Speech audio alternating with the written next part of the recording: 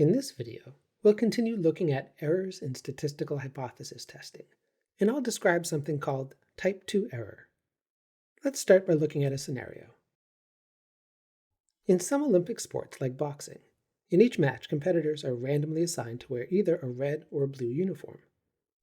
Researchers have asked, does the uniform color give boxers an advantage? The parameter is the percent of matches won by the competitor wearing red, which we'll write as pi. So then the null hypothesis is that the competitor wearing red wins 50% of the matches. That is, pi equals 50%. Now, what if this null hypothesis really is false?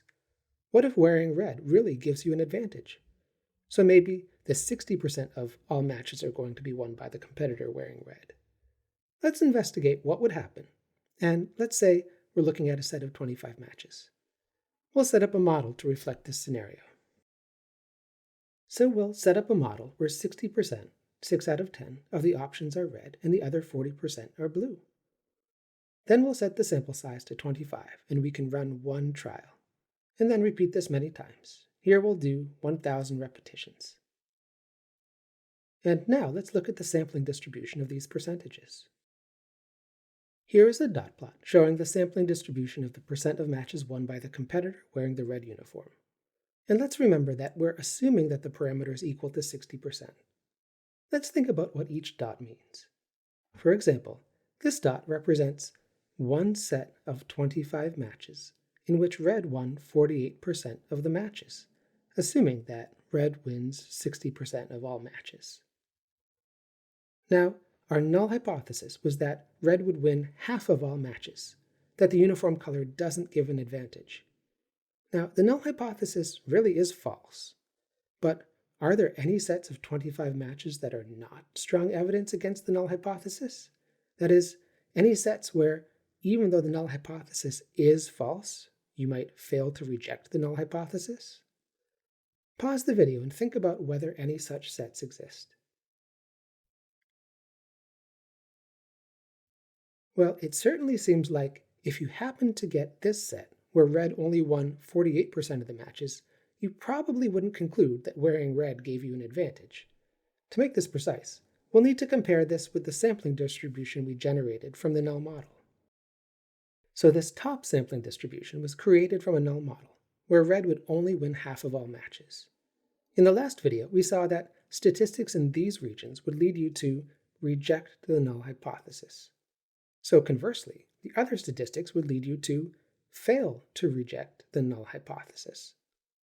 So now we know that any statistic less than 30% or larger than 70% would lead you to reject the null hypothesis, and any statistic between 30 and 70% would lead you to not reject the null hypothesis. Now, in our situation, the null hypothesis really is false, so failing to reject it is an error. This would constitute what's known as a type 2 error. In this scenario, it's when uniform color gives an advantage, but we don't conclude that it does, just because sampling variation happened to give us a set with a statistic between 30 and 70%.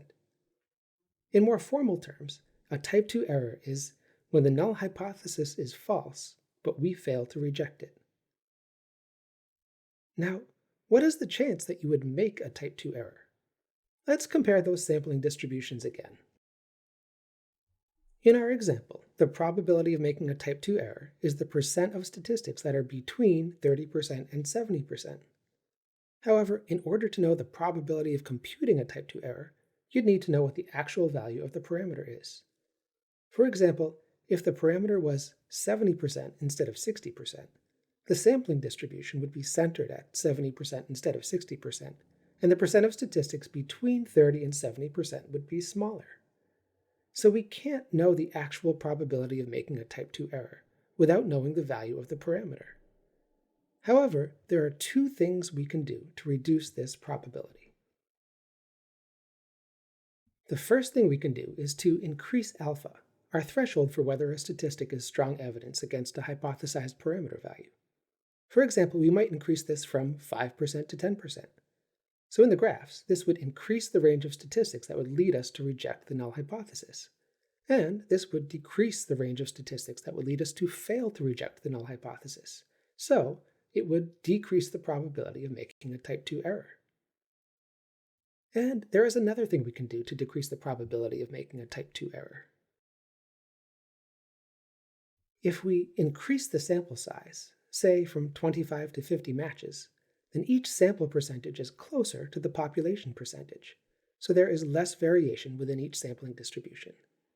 And if we keep alpha at 5%, this means that we have to adjust the regions that correspond to rejecting the null hypothesis so that they continue to represent the most surprising 5% of statistics in the distribution based on the null model.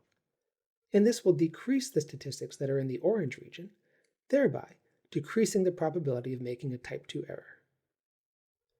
Now, let's summarize what we've seen here. A type 2 error is when the null hypothesis is false, but you get a statistic that doesn't lead you to reject it. Whereas alpha is the probability of making a type 1 error, we write beta to represent the probability of making a type 2 error. The probability of making a type 2 error depends on three things: the value of the parameter compared to the null hypothesis, the value of alpha, and the sample size. Unfortunately, you don't have control over the value of the parameter. And if you increase the value of alpha, then you also increase the probability of making a type 1 error. So the best way to control the probability of making a type 2 error is to use as large of a sample as possible.